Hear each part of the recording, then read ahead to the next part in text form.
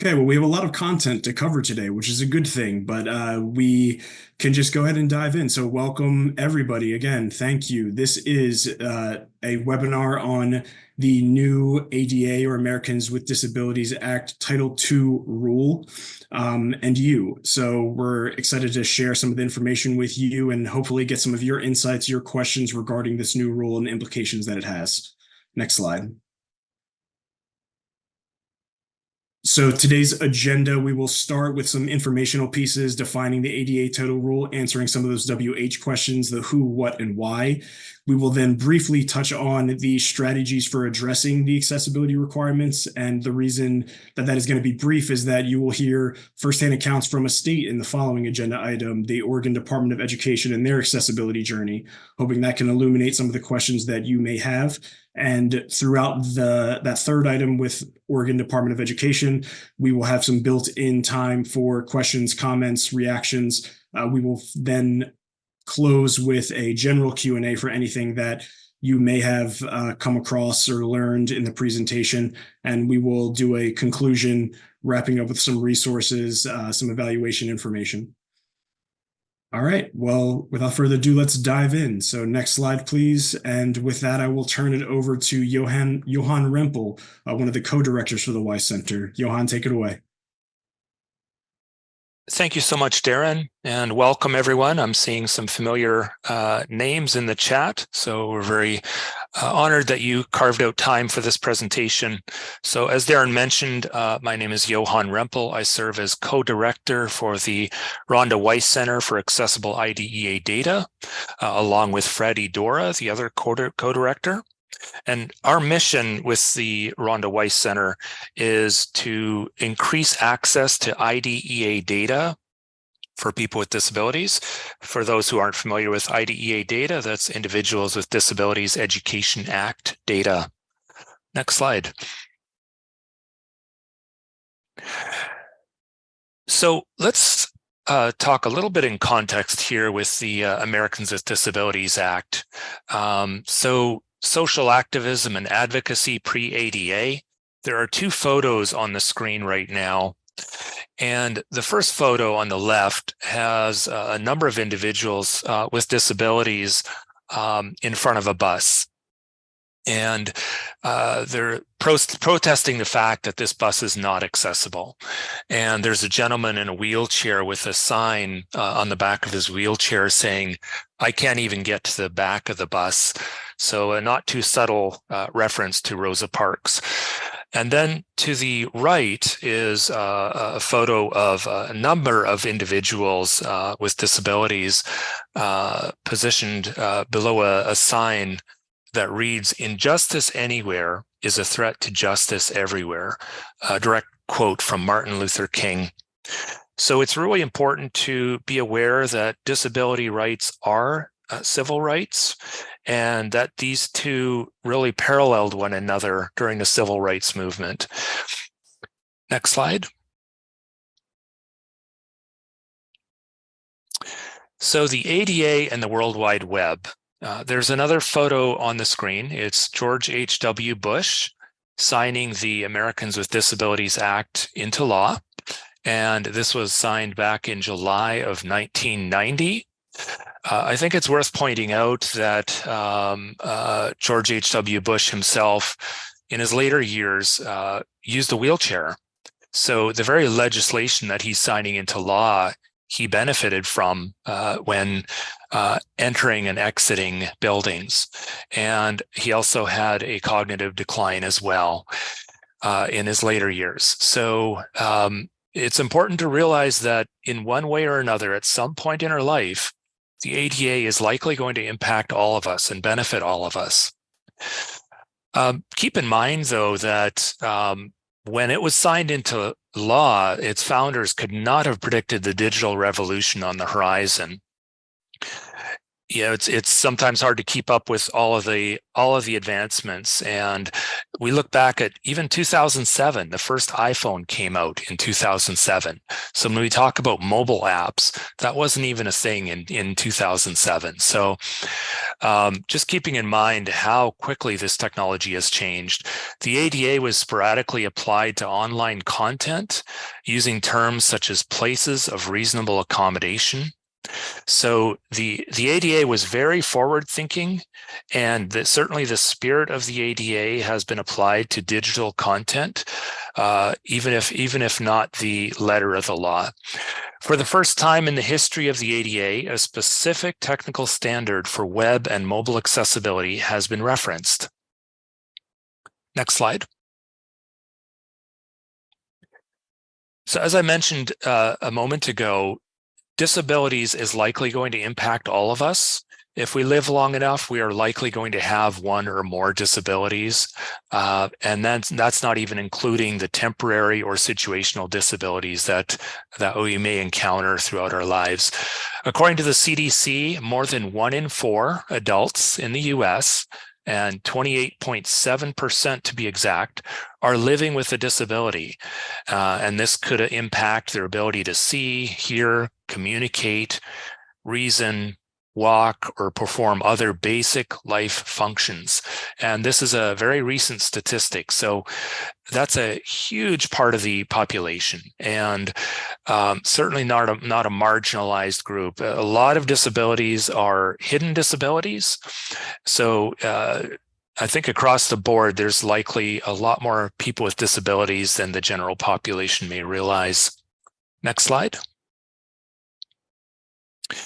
So we're going to discuss the new rule on the accessibility of web content and mobile apps provided by state and local governments. So this is the major change in the Title II new rule. Next slide. So why are these updates happening? For many years, there's been a concern about the lack of clear guidelines on how to make digital experiences accessible to everyone. Again, the ADA was signed into law before the World Wide Web was even available. It was approximately 6 months before the World Wide Web became available to the general public. These Title II updates clarify accessibility for websites, online services, and mobile apps. The goal is to remove these barriers still faced by the disability community that make content inaccessible. Next slide. So here are just a few concrete examples of accessibility barriers that individuals with disabilities face. Documents, very often they may contain no headings or bookmarks, which are absolutely essential for someone who's blind, for instance, to navigate them. Missing alternative text for images, that old cliche, a picture is worth 1,000 words. Well, if you don't have the picture and you don't have any words, you don't have a lot to work from. Websites, poor color contrast, so this certainly applies to documents as well. Keyboard inaccessibility, unclear links. With mobile apps, in-app keyboards that may not be accessible, icons that are missing labels, and inaccessible forms. And then videos, missing captions for individuals who are deaf or hard of hearing, no audio description. So for someone who's blind, we take a lot of things for granted with videos that we can see and understand what's going on. But if there's not that audio description, someone who's blind or low vision is really being disadvantaged. And then flashing images for individuals who may be prone to epileptic seizures, for instance, making sure that those aren't, that those are acceptable and not creating any roadblocks for individuals with epilepsy. Next slide. All right, so Title II technical standards. We're not going to get into the weeds too much with the time we have here, but the Title II updates to the ADA provides very specific guidelines for making digital content accessible. This is the first time since the ADA was signed into law back in 1990 that there were specific technical references to digital content. There's a lot of standards to the built environment, for example, wheelchair ramps, curb cuts, all of those have very specific technical standards. But up until very recently, those technical standards were not available in the digital environment. So these web content accessibility guidelines are referred to as WCAG. And in this particular instance with the ADA, they reference 2.1 level AA. And this is a very robust set of guidelines developed through the World Wide Web Consortium that is recognized throughout the world by many countries. These guidelines are based on 4 broad principles of accessibility that are known as the POUR principles, P-O-U-R, and these stand for perceivable, operable, understandable, and robust. And all of those principles apply directly to access for individuals with disabilities when it comes to digital content. Next slide. So who is impacted by the Title II updates? This certainly is directly applicable to state and local governments, and this can include all departments, agencies, and organizations within the government. Some concrete examples are education agencies, courts, libraries, and public transit agencies, just to name a few. This also applies directly to public schools, community colleges, and universities, including all departments and services. Some concrete examples are financial aid, admissions, course registration, and all course content. And this also includes password-protected course content. All entities that contract with the above, such as third-party web hosting services and mobile apps, just to name 2 examples. But when any digital content, if you're contracting that work out, that contractor or vendor needs to ensure that the work they're doing related to the digital assets are accessible. Next slide. So there are 5 exceptions to the new Title II rule that are definitely worth reviewing here. The first one here is archived web content. So this includes content not currently used. And this is a good opportunity to review the content and update it. Obviously, if there's materials that have been around for a long, long time and it's simply not being accessed by the general public, that's not going to be required to be made accessible.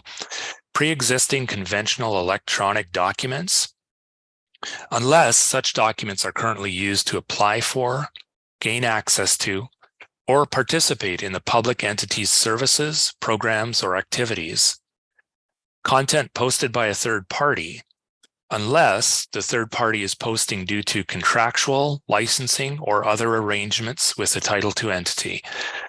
So if there's a financial contract there, if they're being procured for services, that third-party vendor again does need to make that material accessible.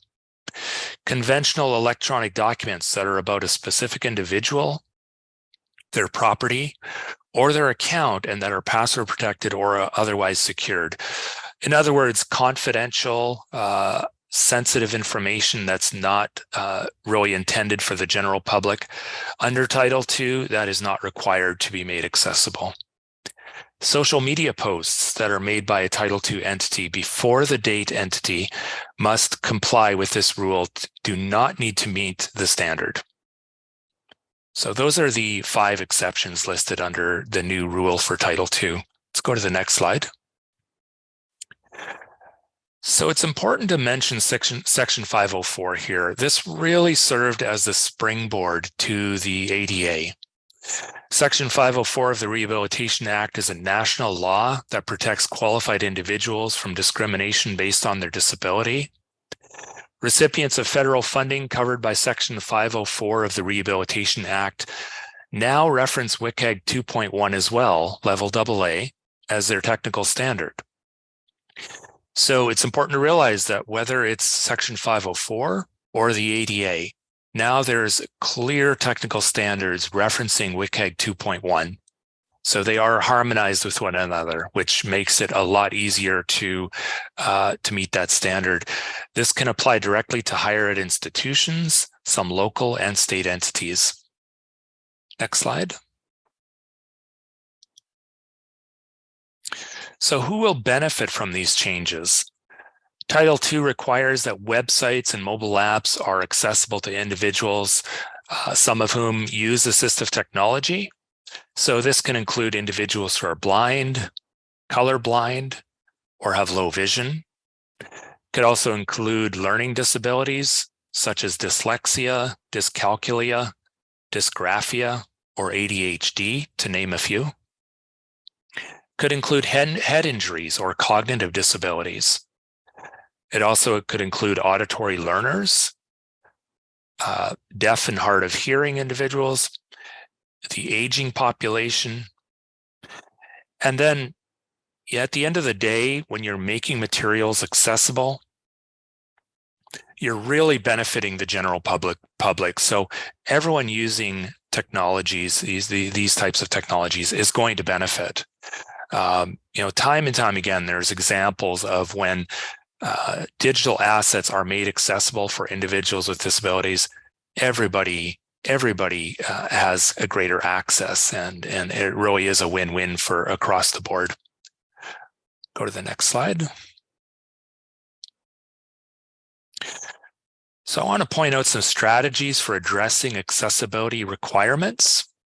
Next slide. So the Weiss Center, here's just a small list of the Weiss Center supports and resources. We provide technical assistance, also known as TA, and we do that through webinars such as this.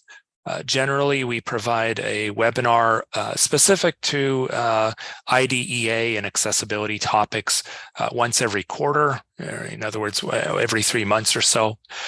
And then we have some current products and tools we've developed, and in the next few years, we have every intention of continuing to populate these products and tools. These can include blogs, guides for document accessibility, briefs on accessible IDEA data reporting, community of practice, IDEA data accessibility consultations, and then on a case-by-case basis, formal review of state-specific needs. Next slide. So this is a tool that we're very proud of. It's called the Accessible Data Analysis and Publishing Tool. A lot of time and energy has been devoted to this tool in the last couple of years with direct input from people with disabilities. We really, with the Weiss Center, our whole mission is to make sure that people with disabilities are front and center. So they've been involved, the individuals with disabilities have been involved with the conceptual design, development, and future implementation of ADAPT. ADAPT is an accessible cloud-based reporting tool. It supports IDEA data sets, sections 616 and 618, Part C and Part B. And it allows data managers to create and publish reports that are accessible for people with disabilities. So with the ADAPT tool, we've gone way beyond just the minimum compliance, and we've gone deeply into the best practice. Again, tapping into the experience and feedback by people with disabilities for people with disabilities. Next slide. So it speaks volumes that the Department of Justice included an emphasis on having people with disabilities at the table. And although it doesn't require this, the DOJ recommends that public entities seek and incorporate feedback from individuals with disabilities on their web content and mobile apps. Working alongside and collecting feedback from individuals with various types of disabilities provides greater assurance of a more optimal, inclusive, and accessible experience for everyone. So it's so important to include people with disabilities early on to avoid that expensive and time-consuming retrofit thereafter. Next slide. So here are some steps to consider as far as Title II implementation specific to web content and mobile apps. This is not in a linear order per se. These can certainly overlap and function concurrently with one another. But first off, you want to create an awareness of Title II, the new rule for web and mobile accessibility internally. It's difficult to take action and provide next steps if the team is unclear on what exactly the requirements are. And then creating disability awareness and accessibility training so that the team really understands what the needs are and has the skill set to and that knowledge transfer to be able to create an accessibility roadmap in the future. A digital asset inventory needs to take place. So a lot of organizations are very siloed and compartmentalized. So making sure that the broader team is involved with collecting that digital asset inventory. This could include, but certainly doesn't limit to the legal team, HR, the IT team, senior management. And then, as I mentioned, developing that accessibility roadmap, whether your organization needs to comply within a 2-year period or 3-year period, creating some concrete steps in order to meet those accessibility requirements. And then building out an accessibility policy is really critical so that everyone is pointed to the same technical standards, the same expectation. And then, as mentioned earlier, the accessibility language requirements within the procurement process. If you're procuring vendors or contractors, making sure that there's some language in place so that if you're looking at making sure that any additional build-outs or the current build-out of accessible content is not accessible, that you can hold that contractor's feet to the fire and have actual language that you can reference to ensure that they are making the digital assets as accessible as possible. And then certainly plan for future sustainability. This is not a one-off. Think of security fixes. Security fixes are not a one-off solution. It's an ongoing process. So planning for future sustainability. This isn't just a 2 or 3 year commitment. You don't want to be in the same boat 5 years from now, right? So developing the processes, the responsibilities, the roles, the QC process to ensure that accessibility is really part of the workflow. And then on this slide, certainly not last but not least, keep in mind that accessibility is a journey. It is not a final destination. So there is no such thing as being 100% accessible at all times. There's just like security again, there's going to be areas where it's going to need fixes, it's going to need continual maintenance and improvement. So keep in mind that we're all on this journey together, and we may be in different places on that roadmap, but this is a sustained initiative, and really projecting out into the far future is really cost effective and really it avoids a lot of headaches in the future. Next slide. Now I'm going to pass it on to Sandy Hawkins, representative from the Oregon Department of Education.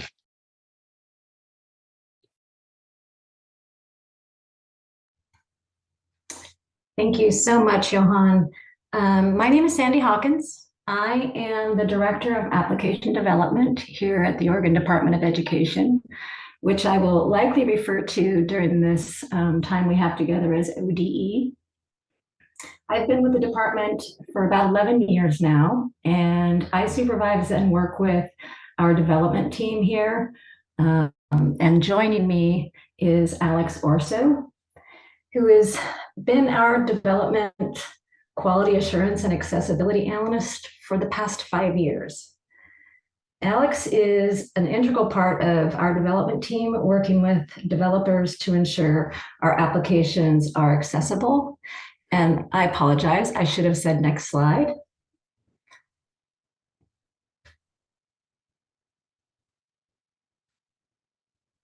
And so next slide.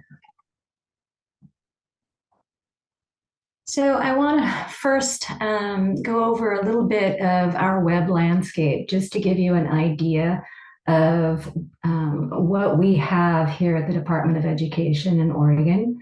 And for those that have visual parodies, I want to make sure that I actually say what's on this slide.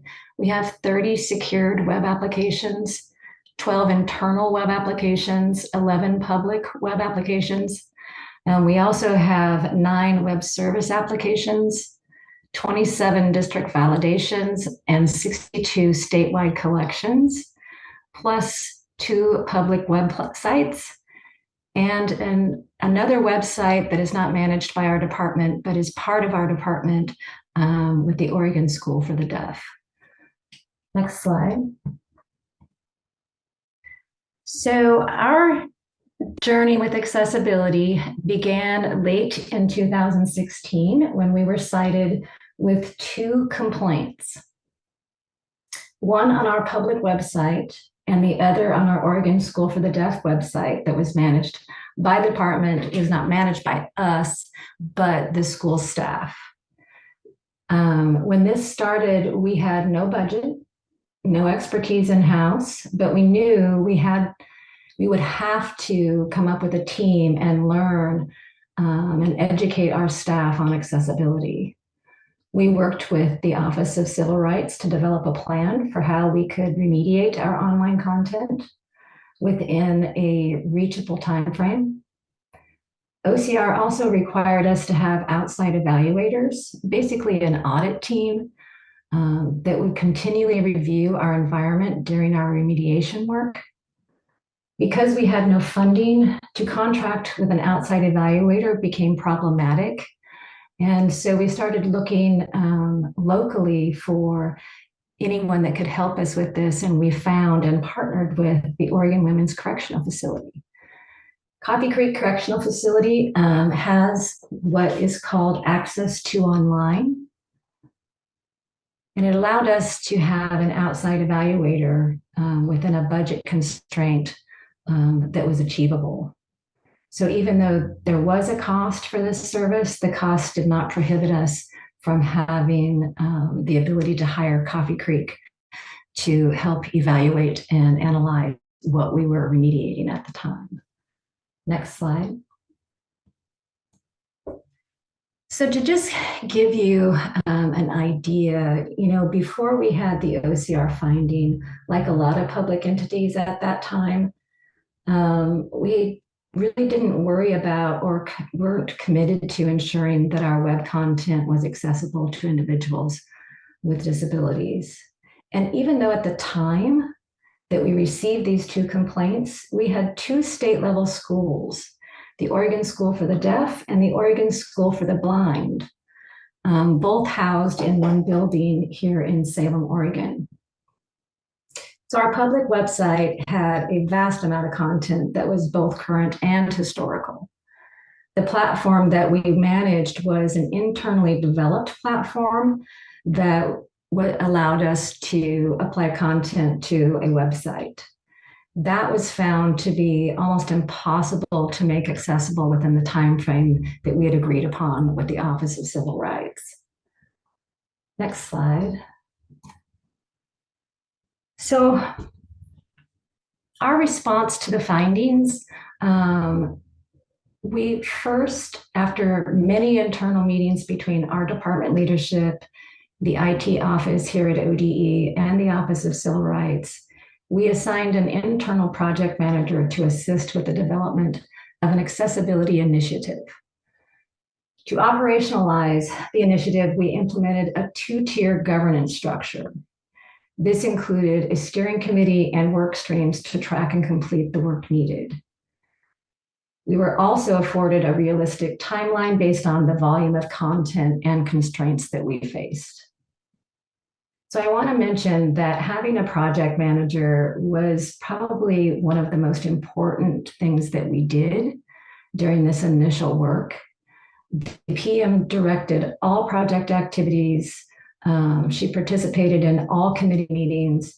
Over 70% of her time was dedicated to this project and initiative. And she coordinated all the activities related to OCR, to our state CIO's office, and the department's procurement office and the Department of Justice. So the steering committee was responsible for making all decisions and allocating resources across all offices. And this group included both leadership and workforce members. The work streams themselves had an assigned chairperson and then assigned members. And the chairperson presented all the plans for that specific work stream to the steering committee for their approval. And members were assigned to, based on their work unit and their skills and area of expertise. So in the policy development area, that group was tasked with the development of an agency accessibility policy. The remediation team, probably the team that had the most work, was the team that worked with OCR and the corrective action plan that we were given to remediate all web content. We had a training work stream. That team was in charge of developing and deploying training based on staff roles across the agency. And then a program development team that actually wrote and developed the structure and ownership around the accessibility program itself. And then, of course, we had a communication and change management team that developed the communications and change management plans and then executed those. Next slide. Thank you, Sandy. So wanted to take a moment, and thank you all for your contributions in the chat. Wanted to take a moment here just to ask a poll question. We'll be launching a poll in Zoom in one moment. The question is, looking internally, how would you rate your agencies, your organization, your team's internal accessibility awareness? From 1, minimal, meaning little to no discussion and knowledge transfer, 2, developing, occasional discussion and knowledge transfer, or 3, advanced, consistent discussion and knowledge transfer. So in a moment, you will be able to interact with a poll that is being launched now. And we will keep that up for a moment. Great, already seeing a bunch of results come in. Looks like there is about 50. Okay, it's changing a little bit. Lowest being so far minimal. It seems like most folks are in the developing category. About 30% in the advanced category. That's great to see. Keep it up for a moment longer. Thank you, everybody, for interacting with this poll. Really appreciate it. It's helpful for us to see.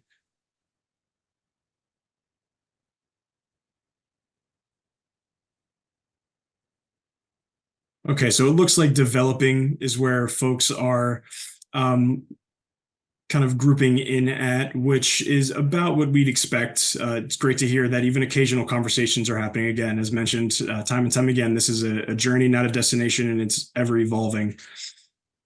Great. I am going to thank you, everybody, for taking a moment to answer that poll. I'm going to end that poll and just share the results once more.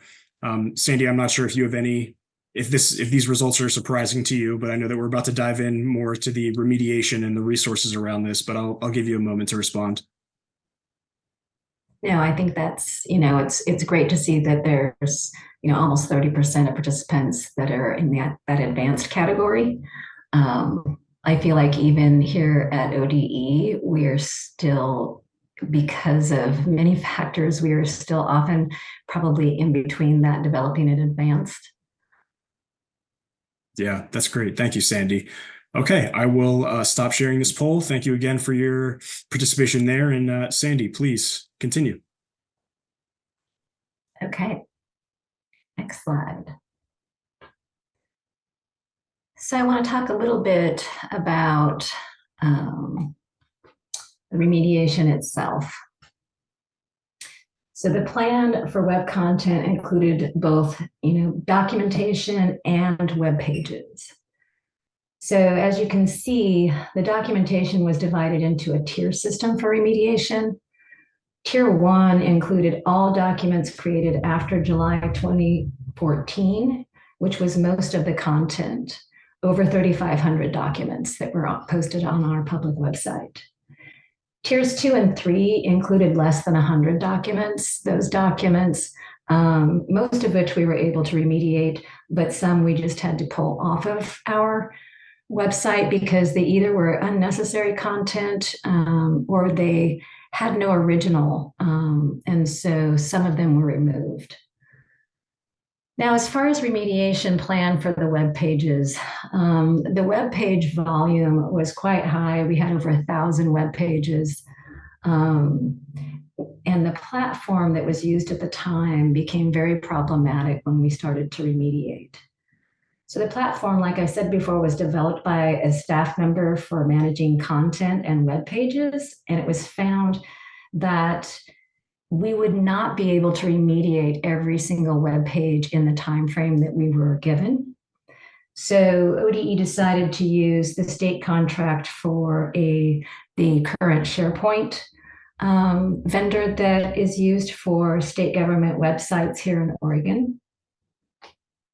This, of course, had its own challenges, as you can imagine, because it required us to basically take all content down from our current website and then load it all once it was accessible to the new site. Next slide. And again, just to reiterate, Oregon's budget process is on a biennium. So when we were cited with the OCR complaints, we were already in a biennium. So our allocation of budget and staff was already in place for that biennium. And so this became a challenge for us as well. But we were able to hire a temporary staff member to work on web page evaluation and remediation.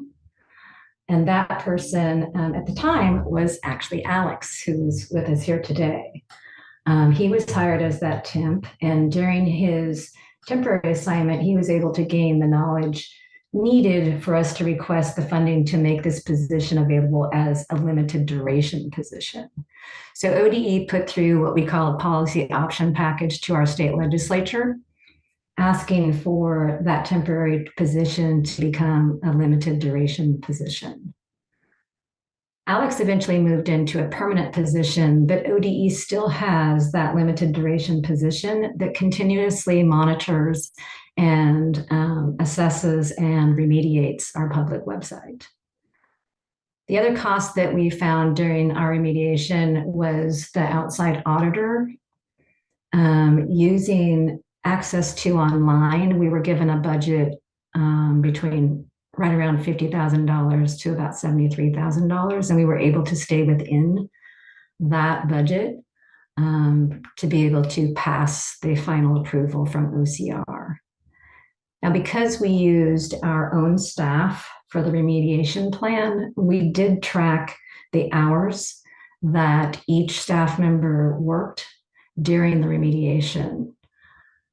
And we came up with roughly about $1.2 million that we spent using our current staff to do the remediation.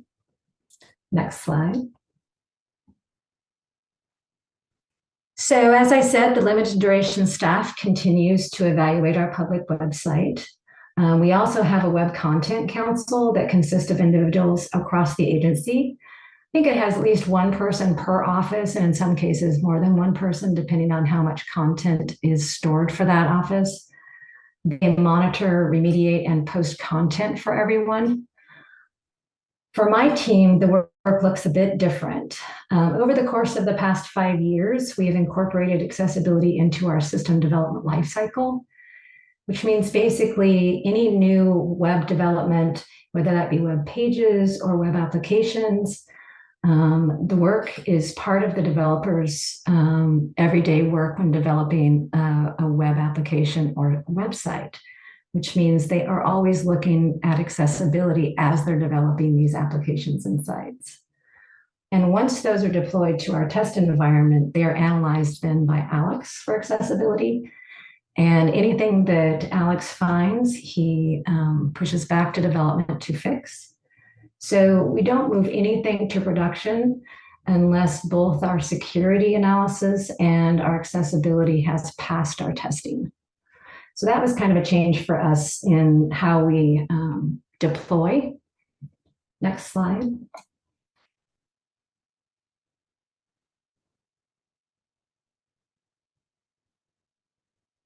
Thank you, Sandy. So there was a question that came up. So first, the prompt on the screen here reads, did anything stand out to you about ODE's, the Oregon Department of Education's remediation process, whether it is an aha moment, any surprises, things you might expect? Please share those in chat. We'd love to hear what folks thought about what Sandy and the Oregon Department of Education have shared thus far. While folks think of potential thoughts, questions that they can share in chat. Sandy, there was a question earlier, I believe it was during Johann's piece regarding, it was from Sarah Payton. Sarah, thank you for the question. Sarah mentioned coming from a position that I believe you and in Oregon were faced with, where you had hundreds of resources, documents. I think even in that remediation slide, it said thousands of archived web content that you then split into tiers so that you could tackle them, in an organized fashion. Were there any, the question specifically stated, Sarah's question was, they have hundreds of resources. If archived content is accessed by the public, are they exempt? I dropped in some of the exception language in there, but I was wondering if you could speak any more to that process of remediation, how you organized that work. Because again, I know folks on the call and their agencies have hundreds of resources. Maybe it falls into the exception, maybe it's not, but I was wondering if there was anything else you wanted to share regarding that piece. Yeah, so we divided the content, we pulled all the content down into local files and then divided those up by office.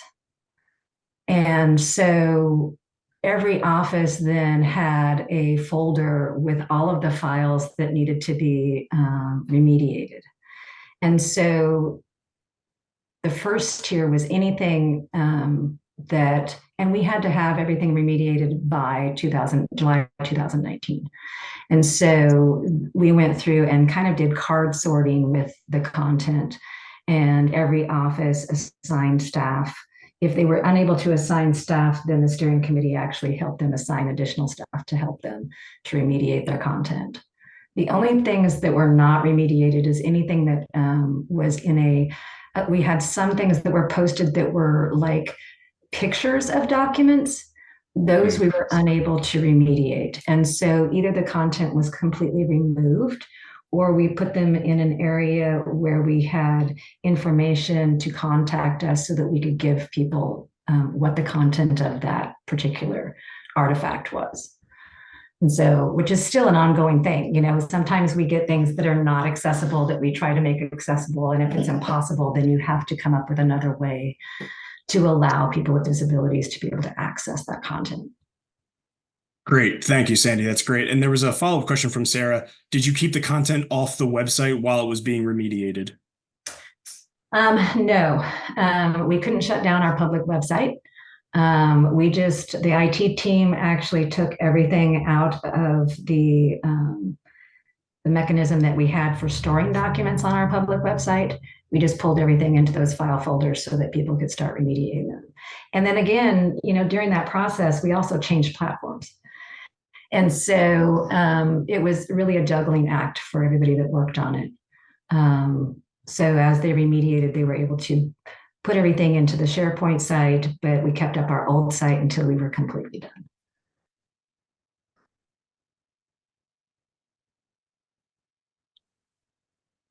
Thank you very much, Sandy. Appreciate it. And just for the sake of time, I want to make sure we get to your lessons learned. There's one more question. I'm just going to hold on that for a moment while you continue. So please, and then we'll revisit that in the general Q&A. So next slide, please. Thank you, Sandy. So I want to talk a little bit about culture shift. So in the technology office at ODE, and I think I mentioned this in a previous slide, our development processes have changed to include accessibility. So, and because we have third-party tools that we use, we must often work with those tool providers when something that they have deployed does not meet accessibility standards. And so our system development lifecycle has changed quite a bit over the past 8 years to include accessibility. How we engage with our customers has also changed during this process as we are working with customers on gathering requirements. Anything that's going to be a web application or web content, our business analysts continually remind customers that their content and everything that we're building for them must be accessible. So some of the pretty things that they would like and the flashy things they would like, we don't allow. As far as prioritizing things, we prioritize accessibility as we do securing our applications and websites. And so I want to say we give them equal priority in our work here in the development world. And also dedicating FTE. So when the application development team had an open position, I was able to rewrite the position to focus on accessibility, which is how we were able to have a permanent accessibility analyst. So that is how I was able to hire Alex as a permanent staff member of our development team. Next slide. So agency culture. We continue to have our Web Content Council. We also, our procurement office works with the Department of Justice, making sure that all of our contracts with anyone that is providing content, web content, understands that they must be accessible. So that's part of our standard contract language. There are some challenges here at the state level, which I'm sure there are at the schools and districts as well, which is leadership changes. Our governor is in charge of education across our state. So whenever we get a new governor, things change, priorities change, and we have to continually bring up accessibility in any of the meetings that we're having with the legislature, with any governor's work groups that have to do with web content. And so that is a change in our culture for sure. And then having the Title II ruling come through this year has actually assisted me with being able to run this back up the chain of command, because even though IT and the Web Content Council and others focus on accessibility, there is a lot of turnover in our leadership. And so being able to have something that I can then start bringing back up so that it's focused again, and trying to give our districts as much assistance and resources as we can is also kind of a change when it comes to accessibility. Next slide. So I think that it's important to have people in leadership roles committed to this work. I mean, when I reflect back, it's like, boy, that really made a difference for us. It was really key to our success. And as we've been doing this work, it has truly just been a change in mindset. And when I say that, it's kind of like when the seatbelt laws became a law, not just in Oregon, but across the nation, it became muscle memory for us. Like when I get into the car, I don't have to stop and think about putting on my seatbelt. We just automatically do it. It's muscle memory. Accessibility has just become part of our work. And anytime customers ask for some new web content or application, accessibility is one of our main considerations. So this work, as Johan said, it never ends. We're never, ever going to be 100% accessible at all times, but we do continue to do that work on a daily basis. And I think that's what makes our work rewarding, is that we continue to strive to get to that 100%, even though we're never going to get there. And as far as lessons learned, change is hard. but change for the better is worth the work. We've been able to change our processes to not only include, but prioritize accessibility. And when we get stuck, when something new comes up and we're not sure how to make something accessible, we engage other experts. We reach out, the Weiss Center, the U.S. Department of Education, and others. We've reached out to other states. And, it's just really important to listen, because we learn from every engagement that we have with anybody else that's doing this work.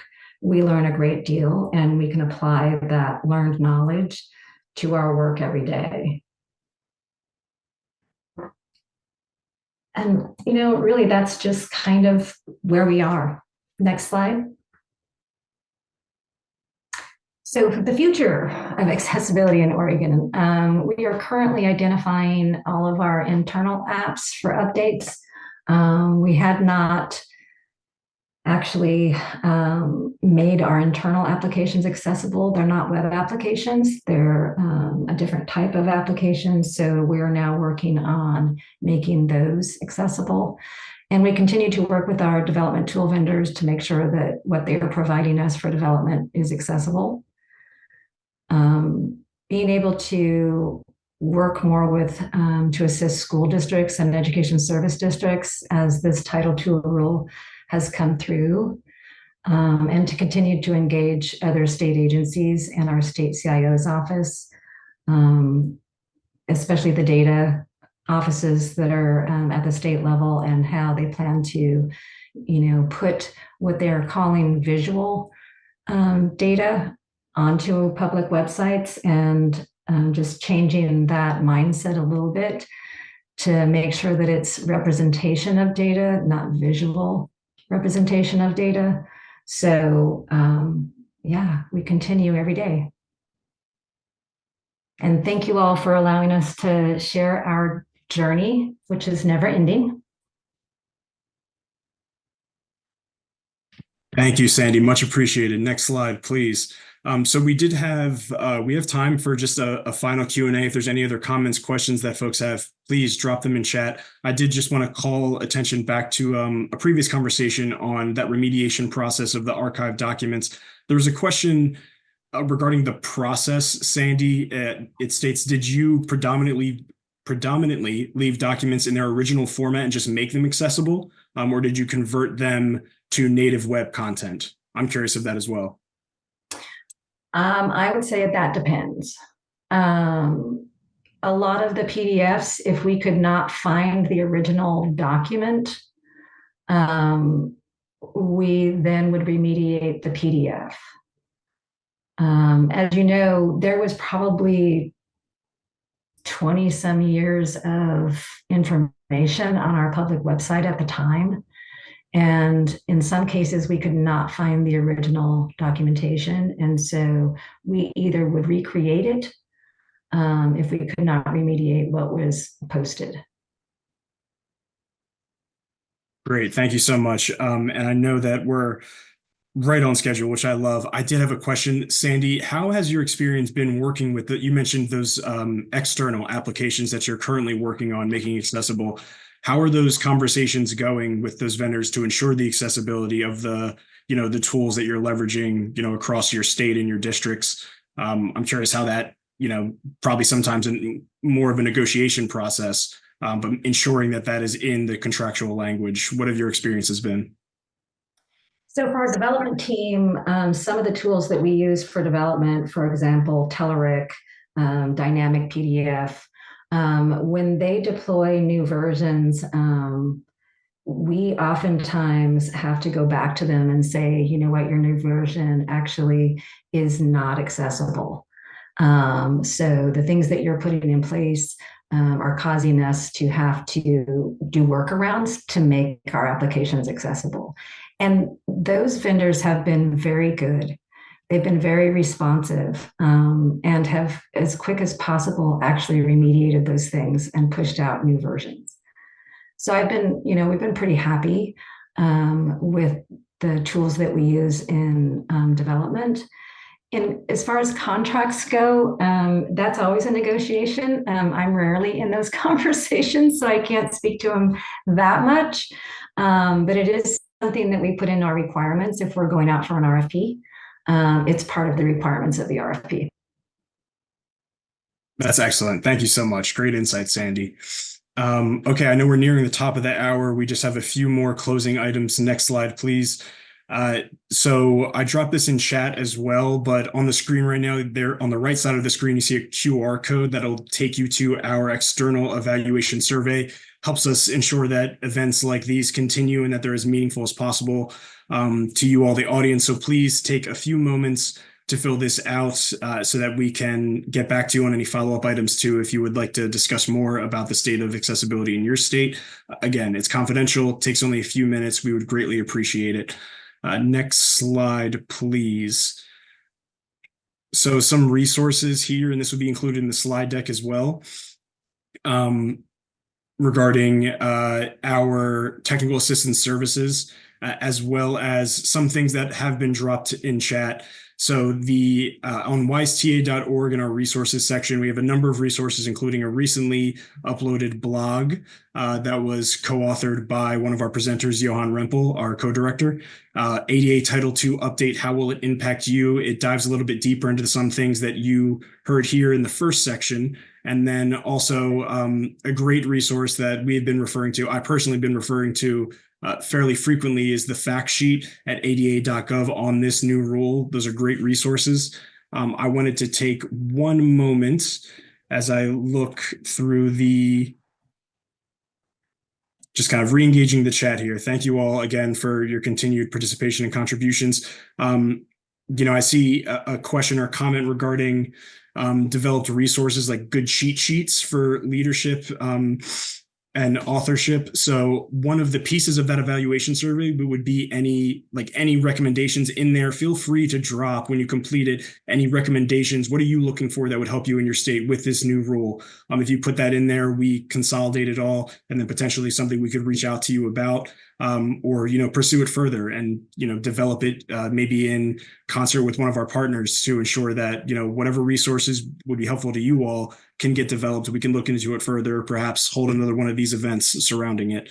If there are, and I see a +1, some more thumbs up on the fact sheet. So we are we are at the top of the hour. Next slide, please. So thank you everybody for your, again, continued participation, your contributions. Please complete the survey. If you want to reach out to us at contact@weissta.org with any other questions, directed questions, or comments, please feel free to do that. Thank you again to our presenters, Sandy, Johan, Alex. Thank you for being on. And you all have a great rest of your day. Again, appreciate it.